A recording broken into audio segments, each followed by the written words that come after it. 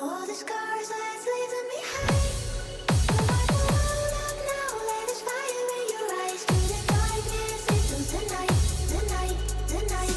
Night, night, night, night, night, night, the night. Night, night, night, night, night, night, the night. To the darkness, into the night. Put your fucking hands up.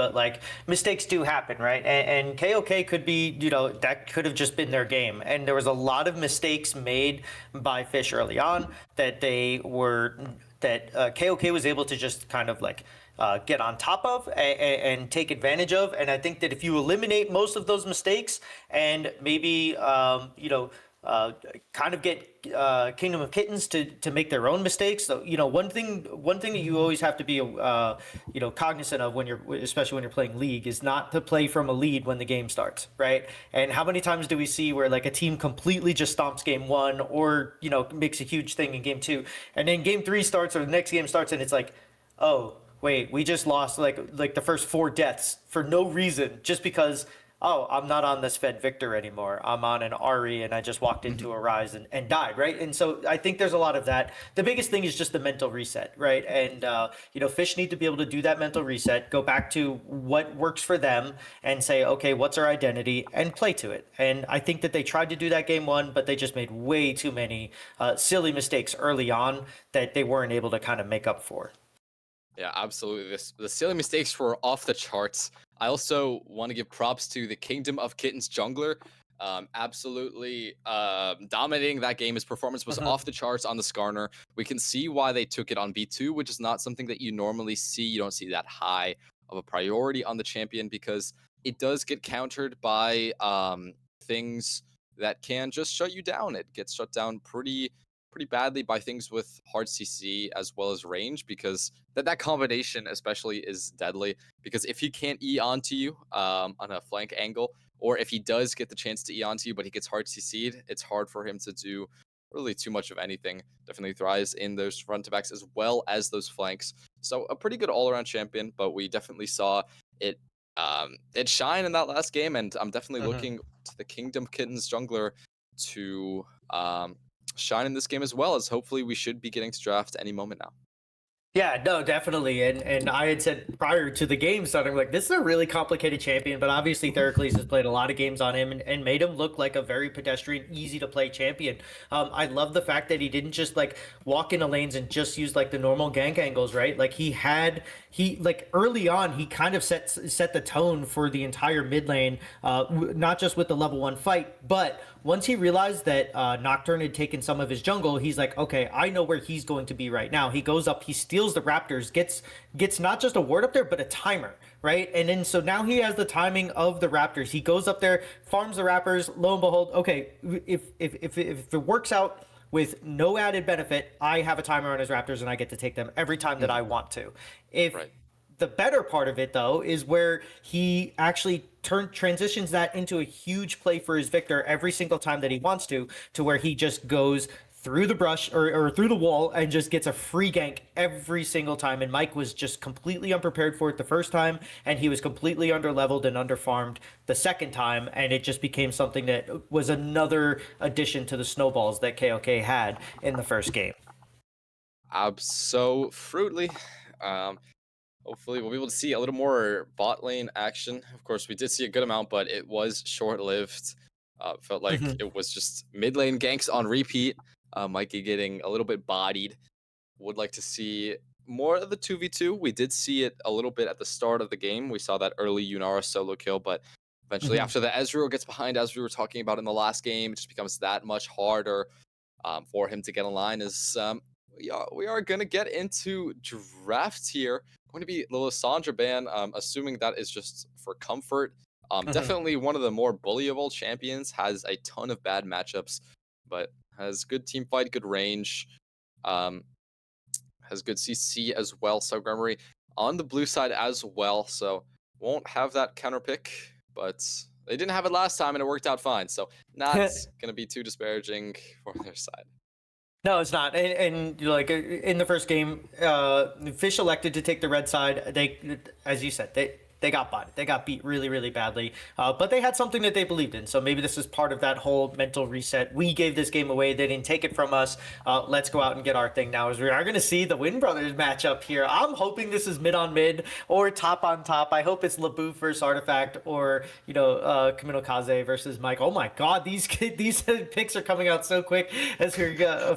All right, I'll just run through it. I guess like KOK just they go with the Yone, and then in the top lane the Wukong Wukong for the jungle, and then Ari for the mid lane. And it is answered extremely just as quickly by Fish with the Yasuo J4 and Diana potentially in the mid lane as well. Could be a Yeah. Yasuo ADC, I guess. It's a little flex for Wilm. I'd hate to see that. I don't know, but yeah. Hopefully, this is just like it seems like a handshake game, doesn't it? Yeah, a little bit. I think both teams getting a lot of what they want. Ari going to go towards the mid lane, Mhm. most likely. As well, I mean, these picks are really coming in at lightning speed. Like, what? How Yeah. do I even Ooh. talk about this? These guys are literally just insta locking all of their champions. It's actually really funny. Um, so this is kind of a crazy comp coming out from the side of Fish. So it's gonna be Yasuo versus Yone top. Oh I mean, hell talk yeah! about This is handshakes. That exactly what is I wanted. Yeah. absolutely insane. Going to be Diana Sword. So all of these characters are actually locked um, in the order that they're going to be played. So we get to see Kaisa Thresh versus Jin Alistair. So interesting lane, very aggressive on both sides. Diana versus Ari in the mid lane. Ari definitely having the edge in that one, able to get away from the Diana if she ever is jumped on, as well as dish out a good amount of poke as well. Very, very aggressive comps coming out from both sides. So we are going to see yet another bloodbath, ladies and gentlemen, and I am here for it. Oh yeah, definitely me too. And I'm hoping with this one at least that Goob plays the Alistair a little bit safer, I guess, than the Braum. Braum kind of gives you like this false sense of security, like I have my shield, I can kind of do what I want. The Alistair is such a good counter to hook champs and displacement champs, mainly because he has such a strong disengage slash re-engage at the same time appeal, right? Like you can just, if you have all, at least level 3, you can get your headbutt pulverized combo, followed up with your E, and you just kind of like slowly like stand in front of the Kaisa, and you can kind of soak some damage. He's innately tanky, and especially once he has his ult, he's extremely tanky. I think probably Kale and Tarek are the only tankier champions, right? Because they get absolute invulnerability along with Tryndamere. But like, he's able to just kind of shut down what should be an easy kill lane. The Thresh gets the hook on the Jhin, you go right after the Kaisa, and vice versa. And so it's going to be interesting to see how this one plays out. I think that Jhin is a much better champion. Especially with the comp that they're playing. You have the Diana, you have the Yasuo and the J4 and the Alistair to just kind of all do the exact same thing. This isn't empower the Yasuo comp, but Jhin, if positioned correctly, will be able to play extremely well, safe, and effectively way far behind the line and from the back. Yeah, absolutely. And we do see 4 knockups on the side of Fish. So a Yep. lot of things to get this Yasuo rolling. They aren't putting all of their eggs in one basket. I think I wouldn't even say who I favorite. I think it's definitely just depending on who gets a lead. Because whoever gets a lead is extremely snowbally comps. I think that Kingdom of Kittens have a little bit more safety with the Wukong, just a little bit more peel than the Jarvan. Jarvan usually wants to be the one going in. So I think they do have a little bit more in terms of options as well as peel, especially with the Thresh as well. But as we have the drafts now, we're just waiting for the spectator lay. So we'll send you to a break before the game starts.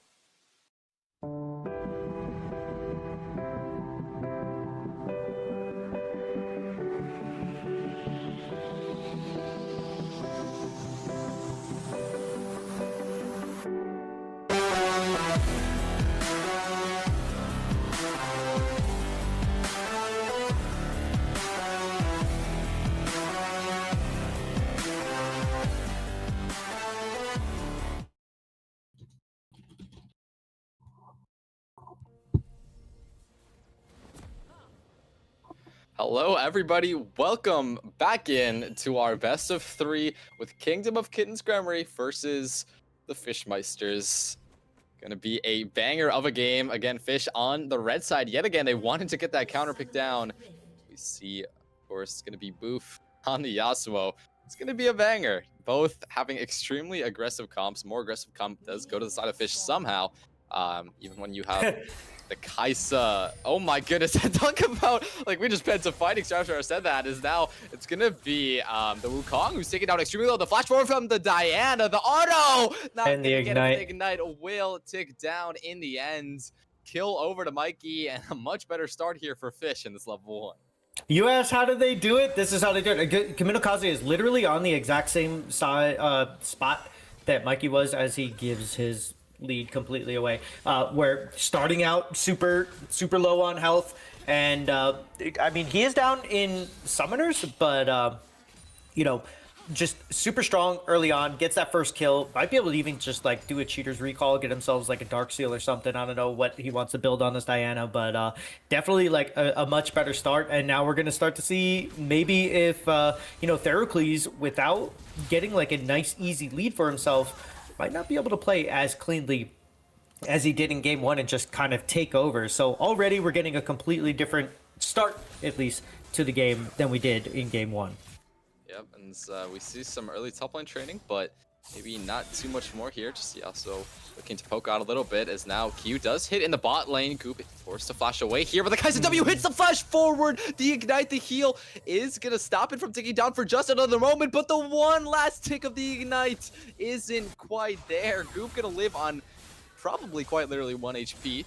As in the mid lane, both mid laners taking over to level 3. Goodness gracious, these teams are just going at it. Kaze trying to deny the cannon. He will not be able to, but a good amount of poke. As goodness gracious, like we're not getting a break from the action.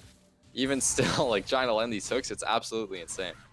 Yeah, no, this is like a knife's edge right now. Every single lane wants to fight, wants to scrap. I think maybe Kaminokaze. Oh gosh, as they're fighting over in the top lane. Okay, I was gonna say both of these lanes, or all 3 of these lanes, want to fight, including the junglers. So you know, we are going to, you know, see. Oh. Yep, Exhaust comes down, Artifact to trying to find the kill. Regardless, the flash away. I believe he flashed the Q. Absolutely beautiful play is now in the bot lane. We see the smite steal away of the Blue Buster flash. Charm is there trying to deny the flag and drag, but ultimately will just be able to walk away. Get it anyway. Goodness gracious, is now. Do we even see more fighting? Goodness gracious, what is this Hex Flash trying to get the army? The pulverize on the ground. That put away, trying to kill the Wukong, but he just can't do it. The Lantern means I will survive. How do they keep living? What is going on?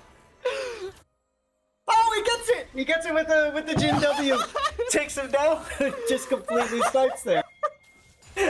Your joy is exactly how I feel. I've been away from the IBSG scene for too long. This is complete and utter chaos. I'm here for it. Yeah, the Hex Flash over instead of just taking like the free Wukong there. That stuff kind of happens. You get excited, you want to make the play, you think that you have it, and Wilm was in extremely good positioning there. Had that Alistar been able to Hex Flash a little bit quicker and actually get the combo down, but you take what you can get, and Wilm on the back end of that play was very, very sharp, able to actually get the kill.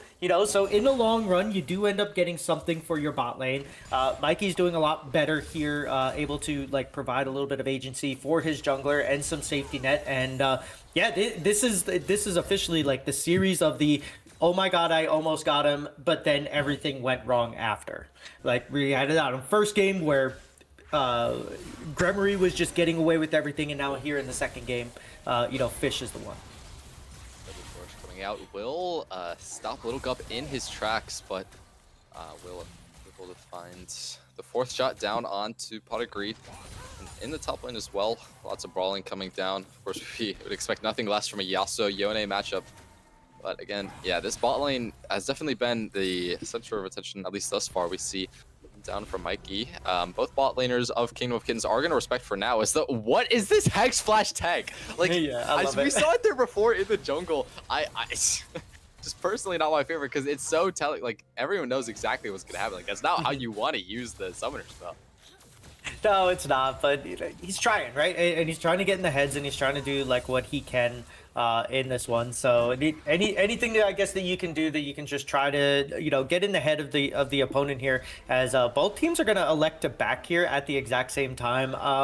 I'm usually more of a fan of the team that's able to at least shove back and kind of get back to the lane a little bit after, but force them to lose a little bit of CS. It does look like both of these teams are, or at least both of these bot lanes are going to be able to, just kind of reset, come back at the exact same time, and continue scrapping here, because that's exactly what I expect. Is we are going to see a roam from the Diana again, but LaBouffe dashes over to one of his minions and kind of shuts down the play. Artifact able to maybe sniff out the roam. I'm not quite sure if there's a Phalite. A little bit hard to see on the mini-map is now. Going back into lane is Mikey, but we'll just be able to walk on out of there, as probably going to see an engage. Maybe just a little bit more poke, as yeah, a little bit more respect given from both teams. I think Gremory have maybe begun to realize that they are not just a guaranteed win in this one. As LaBouffe going in, using the ultimate, but Artifact is here to fight back, using the Soul Unbound, trying to get as much damage as he can before he recalls, able to get the knock-up, the Ignite as well. It's ticking down, the flash away means absolutely nothing, as now we can see in the bot lane jungle, fighting coming down, the flash forward from the Alistar, trying to get the Pulverize, able to get a 4-man knock-up, but no follow-up is there. The jungler is already dead. Goop is the next to fall. Pulverize was so good. The flash forward, just putting salt in the wounds. A triple kill for Little Gup, and Kingdom of Kittens find their footing. Yeah, they're officially on the board now too, right? That puts them into 5-2. That's a 1K gold lead for the Kai'Sa over this Jhin, and I kind of feel like there was an avenue there for Mikey to get in there and use that 3.5, I guess, with the clone, knock up that we had from the Alistar, to just go in, Diana ult, and get every single one of them. But maybe a little bit of PTSD from earlier on in game one here, is Kamino Kaze is turning this thing around, does get the ignite, and now Theracles able to take that nice easy flash kill on the back end of that. Yeah, uses the flash during the invisibility period of his W, so doesn't give over the information that he is on the chase, as the top lane Bork not quite completed for Artifact just yet, but is going to trade on the booth regardless, as there is the Fate Unsealed, able to pick up the kill without even having to snap back there. You can see the amount of lane dominance that this Yone does have. Personally, I'm a Yone top lover, and you can see the strength of it right there. Yasuo, definitely not the most strong top lane champ, definitely a little bit better in the mid lane. Of course, the AD carry position somehow. But yeah, Artifact able to pick up another one. Yeah, sorry. Never mind. Here it comes. Nope. This is my fault for thinking that Jarvan was gonna give himself a way out of here. That's another. I guess we'll just talk. Yeah, just a little bit of I don't know. It kind of feels like Gremory just have an idea or a sense of the game and the game state, right? And even from game one, they were making plays together. Never really I wouldn't even say that they were not telegraphing because like all of the plays that they made a lot of sense, right? It seems like they have an idea of when and where they should be, and Fish just kind of doesn't right now, right? And like that's even with the early leads and such, it's just not going Fish's way, mainly because of that. Is now we're gonna get this into the. Yep. Seeing a little bit of a melee engage here is going to be the Thresh living for now. The Charm is going to come down to heal from the Ahri passive, means he will survive for that much longer. As we pan to the bot lane, somehow the flash forward from the Kai'Sa means he will be able to pick up that kill. It's going to be Goob, rather. Going to be the next to potentially fall. Spot agreed, able to put a kill steal on that one. But, you know, the gold lead in the mid lane going to dwindle here for Mikey. Doing pretty well in this lane, all things considered. Melee into ranged is not the easiest time, especially in that short lane where you can't really run him down. Was doing a good job, but now 1 and 2, only 63 CS on the Diana. And have that much harder of a time as the Artifacts looking for something here. Maybe just a little bit of a chunk down onto the booth. You can see the power of the autos. That was just one trade. As now a little gup. The Curtains are calling the bot lane. Yep, 2 quick shots are fired, which means that he will fall in the end. And hopefully I'll have a chance to be able to stop talking, but no! Fatal 2 will hit onto 2 in the top lane. Cataclysm is there to stop him from moving. Well, will ultimately pick up the kill. The exhaust is down, so might have a chance in this one, but no. Artifact on only components, able to pick up a double kill, and now more fighting coming out. Ultimately, they charm down onto Mikey, falling pretty low here, but does have a good amount of healing from those potions. Now in the bot lane, the Pulverize is going to come out the ultimate as well, as it is going to be the Wukong trying to dash down onto the Jhin, but won't be able to find too much more as the Alistar ultimate times out, and hopefully now the dust will settle.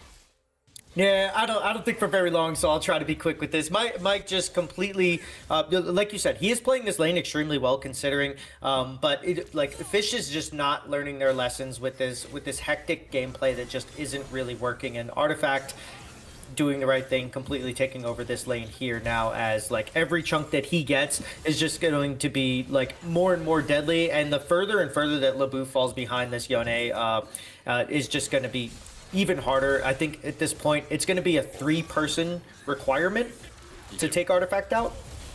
I would say at least as now we get the flash pulverize. The knockback doesn't quite land onto the turret, didn't have the angle. Yep, that's all he really wanted there, was to get him in towards the turret, but wasn't able to find even that. And yeah, we talk about Artifact getting the chunk down onto LaBouffe. I think he would have been able to find a lot more, but you can see the goal that he has yet to spend. Able to pick up the Bork as well as his Berserker's Greaves. So extremely happy. This is Yone's most powerful power spike in the entire game. Is now Kamino Kaze might be in a little trouble here, but his jungler is here to back him up with the Cyclone. Will fall in the end. Mikey able to pick up that kill. As is 1 for 1 in the mid lane. 2 ultimates on the side of Gremory. As yeah, a little bit of the strength of the Yasuo is that he's able to just dash back towards his turret. Is now in the bot side jungle. It's going to be the Wukong who's going to be engaged upon here, but the oh my goodness, beautiful buffer with the Cataclysm down on to 3. Wasn't able to find it too much more, as Alistar is the next target on the chopping block, as a Thresh hook does hits, but not too much else is found, as the curtains are going to be called yet again. 1 shot is going to find the kill, but will the 4th shot will as well. Nope. Is not going to be sealed there. Doesn't have that ability, but the flash forward, the 4th shot as well as the Q, means that he will be able to find 2, but not quite 3.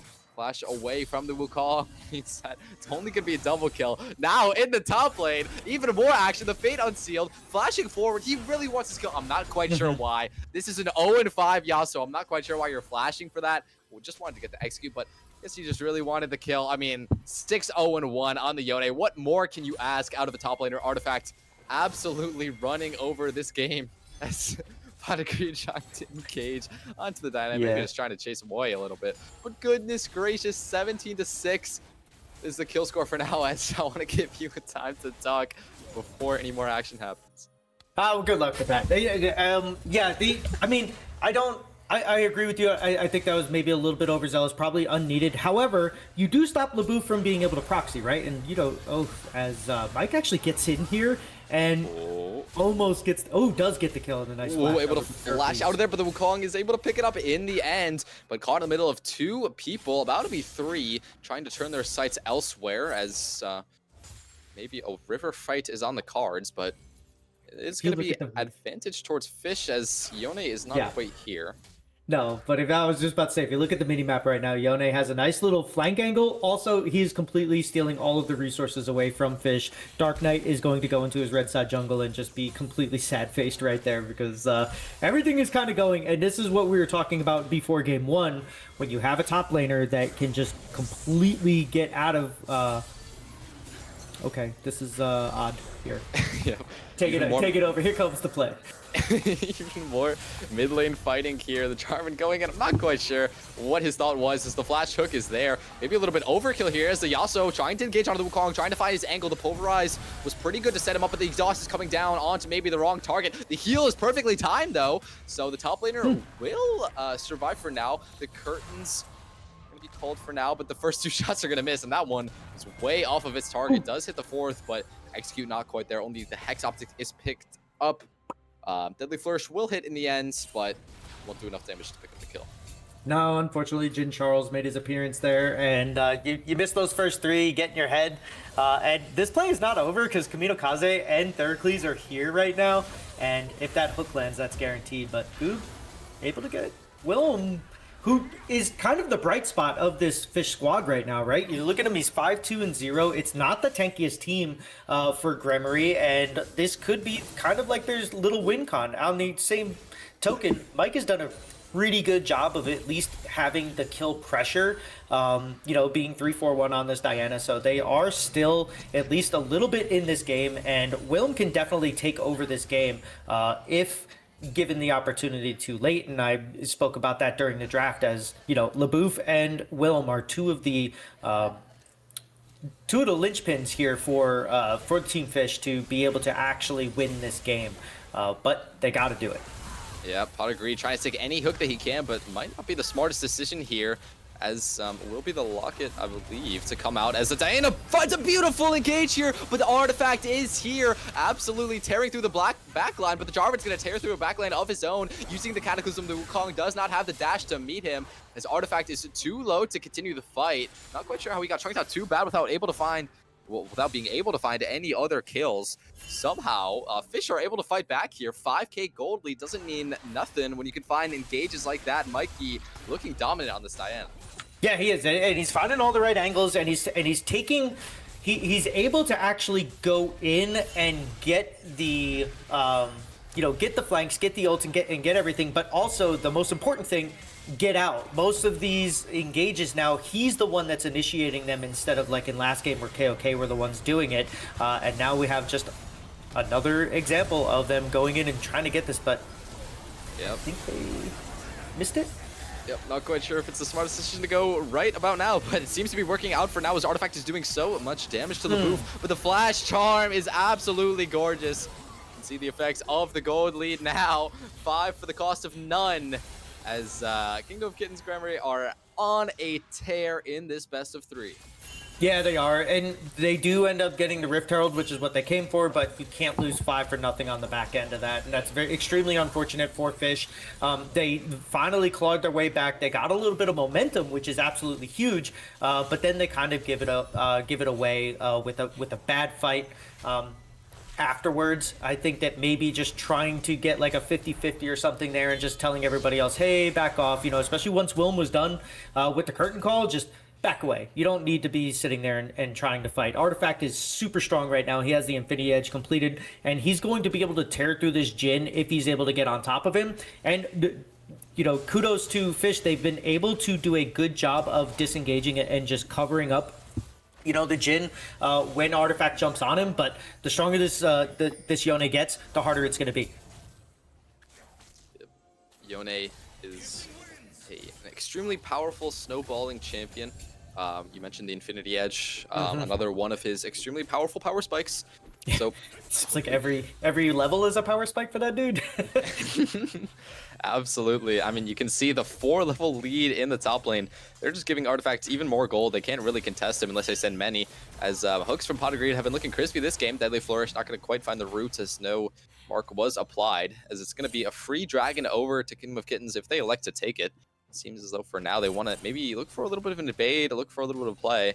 Baron hasn't spawned up just yet, so they're not going to be able to find that objective if they do end up winning a fight. Maybe they want to look for an artifact flank here, but maybe they just want to look for a red buff contest as Dark Knight is just going to get absolutely chunked. Goodness gracious, you can see the effects of having a 2-item Yone in your jungle when you are a measly 1.5-item Jarvan, who is 5 levels down on the Kingdom of Kittens top laner.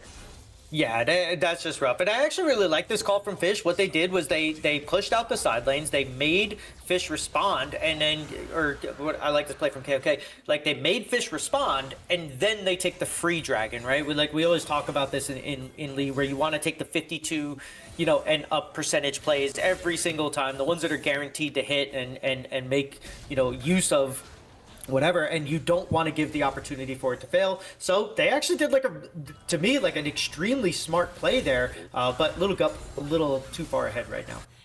Yeah, Goob able to find a Hex Flash. Does get away. Yeah, it's not too much more. Doesn't have the actual flash, so wasn't able to follow up with too many more tools. Didn't have them in his toolkit, as Dragon was eventually taken by Kingdom of Kittens, as Baron is about to spawn up as well. So hopefully we're going to see a take from them to be able to close out this game pretty swiftly, as it just spawns just now, as there is the hook coming out onto the Jhin. It seems as though Dark Knight wants to engage here, but not too much else is going to come of it, as now the bush camp is pretty good here. The Cyclone is going to come down, and you can see the issues that this Diana is going to have with the turret burning down so much. Camino Kaze forced a flash to pick up the kill, but he's running the 3 members of Fish in the flash pulverize. A little bit too good there, not able to find too much, as Camino will be taken down by the 4th shot, but Little Gup is caught in the middle of the Cataclysm. The 4th shot from the Curtain Call will pick him up in the end. Pot of Greed being chased down from the Jarvan here, as it's going to be Artifact to try to make a good thing happen coming out of this play, as it will be Dark Knight to fall in the end. 3 for 2 is going to be the results in favor of Fish somehow, but again, this is a Yone that's not going to slow down anytime soon. Probably going to take the Wolves as well, absolutely shutting down anything Fish tried to do, but a huge overextension from Kingdom of Kittens. Yeah, but they do get yes, but they do get the dragon, or not the dragon, they do get the tier 2 turret, and they get a kill on the backside of it. So it's a 2 for 1 and a tier 2, and you get another kill into Pot of Greed, who somehow is a 419 Thresh right now. Things just seem to keep going his way. And I love the play from him. This is a really strong showing from this support. I know that Artifact is kind of like the strongest player here, obviously, right now, and he's been kind of the focal point of this series, but enough can't be said about Pot of Greed, the Janna game, and now this Thresh game, to where he has just such a strong KDA. Now we were looking in the break about the KDA breakdowns, and we're seeing why now, as Will caught out. Yep, the flash away. Yeah, from Lil Gup means that he won't be burning down to the turret. The turret has been enemy number 1 for Kingdom of Kittens in this game. Seems like they've died to it a bit too many times. Yeah. Be looking their way towards the Baron for now. Chase is underway for with Fish, but without their AD carry. Not quite sure how much they're going to be able to find. It seems as though they want to fight this. We'll have to see, but I don't think it will be the smartest decision, all things considered. No, and I kind of wish that Fish had just kind of pulled off that play a little bit, and kept somebody down with this Rift Herald, right? It just died under the tier 1 turret with a 1 plate left. Just keep somebody down there. You're losing everywhere else. Get the wave clear going as much as you can. You have to find a way to get LaBouffe back into this game, and the easiest way of that is to just farm, cancer push, do whatever you have to do to isolate him away from Artifact, especially when Artifact is joining these plays and taking over the game. You have to do something. You have to buy time. He's got 184 CS, which compared to Artifact, we're going to say, we'll leave that part out, is a decent amount of CS at this point, especially how far behind he is. So you got to find a way. If he would have just stayed with that Rift Herald on the bot side, they could have gotten a turret, could have rammed it into the second one for more plates, and you were losing the Baron anyways. Get something for your troubles. Yep, flash forward from Pot of Greed. Maybe a little bit greedy there, as he's going to take 2 turret shots for his sins. But in the end, it's going to be a pretty good engage for Mikey. But again, just doesn't matter. The gold lead, 2 insurmountable here. 10.8k in the end. But Pot of Greed is pretty low here. We'll have to see if LaBouffe is able to find anything out of this knockup. Not too much is left, as we see bot wave being pushed in as well. Artifact able to chip down on that turret. as this might be the last sequence of the game, ladies and gentlemen. If Kingdom of Kittens are able to close it out here, this would mean a 2-0 victory in favor of them, but we'll have to see if they're able to find it. There's now 2 members on this mid wave trying to take down the tier 3 turret, the inhibitor turret, as Artifact going extremely far forward. Not able to find all too much, as now all 5 members of Fish have respawned by now, but can they contest the inhibitor? Nope, they're just going to give it away for free. Smart decision probably. If they gave up any of their members, you know, Kittens Gremory would have probably had the chance to end. Now going for the triple inhibitor in the top lane. This is such a powerful thing to have. This spawns 2 super minions per wave. It's going to be extremely hard to come back for this. Is now Artifact going and using the Fate Unsealed only onto 1, but a pretty good choice as he stops his support from dying, but ultimately will die in the end. Not before he gets off the cage, though. Little Gub on the backline is going to be taken down by the force shot from the curtain call, as Artifact is a little bit 1v9 here, going in versus 3, maybe 4 members of Fish, as Kamino Kaze. Ooh, there it is. Beautiful ultimate play, beautiful charm in the end. Triple kill for the Ahri, as now Kingdom of Kittens look to take down the Nexus turrets as well as the Nexus itself to get them a 2-0 victory in this best of 3. Yeah, and this is a foregone conclusion here. I mean, obviously, there's nothing Goob's going to be able to do, and I don't think that Mikey is even going to spawn in time to get this up. They just fell too far behind too quickly, and even though this game started out better for them, Fish just making the same kind of mental mistakes that they did in Game 1 and just got put way too far out. You know, get a couple of KDA kills at the back end to make yourself feel better is... you know, Willem doing what he does best, and you know, you had a Jhin, you had a win con, one of your win cons, 9-5, you know, if we're not going to count that last one, like 9-5 in this game. You had an opportunity to have everything in front of him, but they just, you know, unfortunately fell behind in too many other places. Artifact completely dominating this top lane from Game 1 all the way through Game 2, and making it very easy for the rest of his team to just kind of focus everywhere else. And, you know, sometimes this stuff just happens to you. So, you know, you still have one more week to put some plays on tape and get your name out there and everything. But unfortunately for Fish today, or Feyno, they just couldn't get it all together and put it down and, you know, get over the mental booms that they had. They just, unfortunately, fell to a team that was just much more on their game today. Yeah, I mean, we can see it. The story is told from the gold lead at the end as well. 13.6k, so a little bit less than the 15k that we saw last time, but still complete and utter domination, even after the pretty good early game here from Fish. Of course, it was a bloodbath. We had a total of 42 kills, I believe. I know, is that 52? 52, yeah. 52 kills. I can't do math. 52 kills in a 25-minute game. Kill every 30 seconds. Absolutely Hell yeah. insane.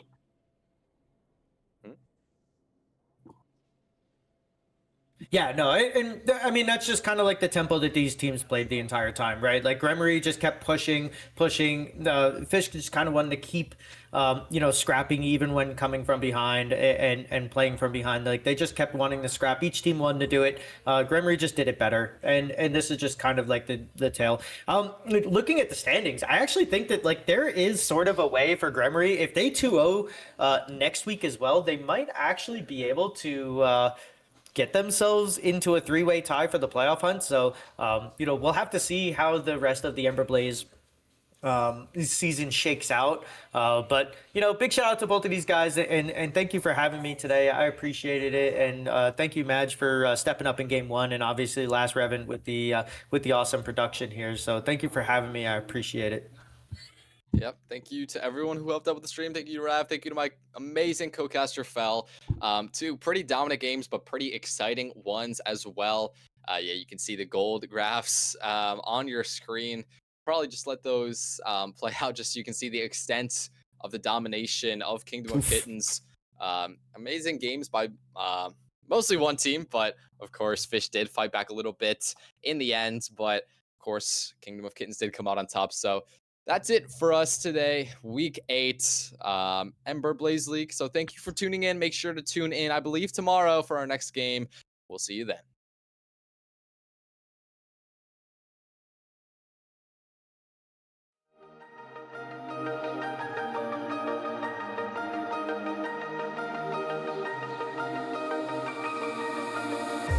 Blinding light lost in your eyes, feeling the pressure. You and I